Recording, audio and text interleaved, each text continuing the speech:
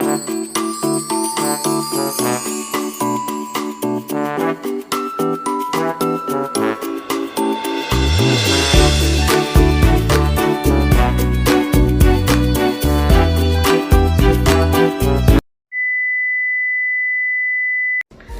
guys! Welcome to my another vlog. So, ngayon po tuturuan ko po kayo ng pinakasimpleng merienda, ang Suman, Buko with Cheese. Sana po magustuhan nyo at sana magustuhan din ng mga bata na kasama nyo ngayon, mga anak at inyong mga magulang. Sana po maging interested kayo to watch my vlog everyday at marami po akong i-upload na may matututunan kayo lalo sa pagluluto at sa pagbe-baking kasi yun po ang pinaka-passion ko. So, enjoy lang po sa panonood. God bless everyone.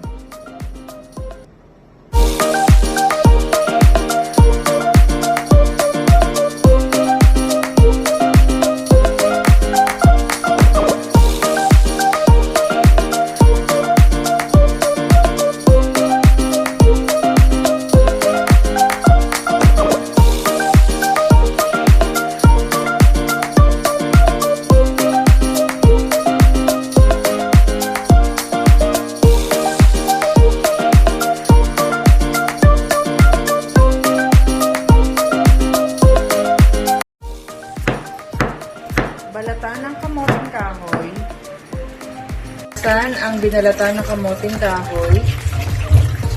Hugasan maigi hanggang matanggal ang mga dumi. At kayo din ang kamoteng kahoy ng ganito lang kanibis.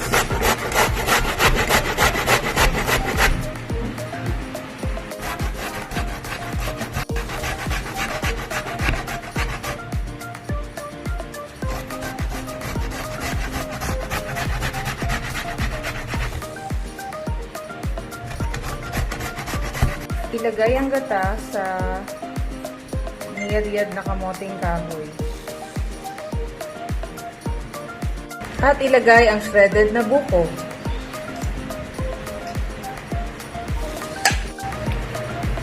At ilagay ang 3/4 cup brown sugar. At i-mix ang mixture gamit ang kutsara at tinidor.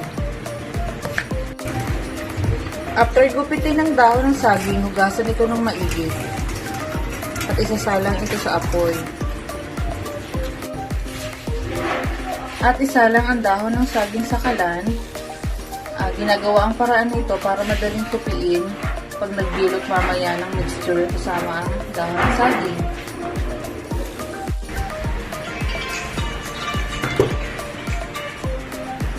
Maglagay ng mixture sa pinainitan ng dahon ng saging at lalagyan natin ito ng keso.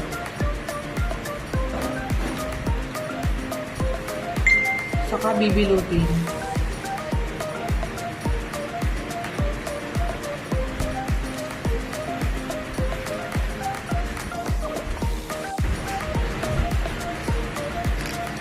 Ibalot maigi para hindi lumabas ang mixture. Pag kumulo ang tubig, ilagay na ang mixture.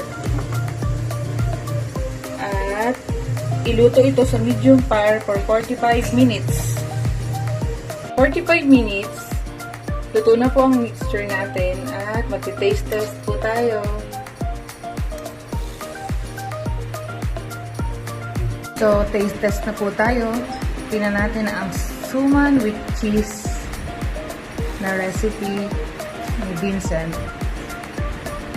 Wow! Ito na po ang Suman with cheese and buko. Ang asawa ko po ang nag-taste test niyan at hindi gaanong matamis.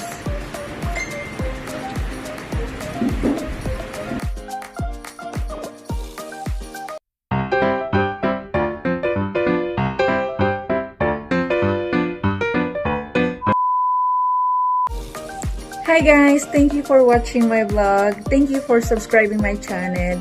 Sa lahat po ng nag-subscribe, maraming salamat pa rin po.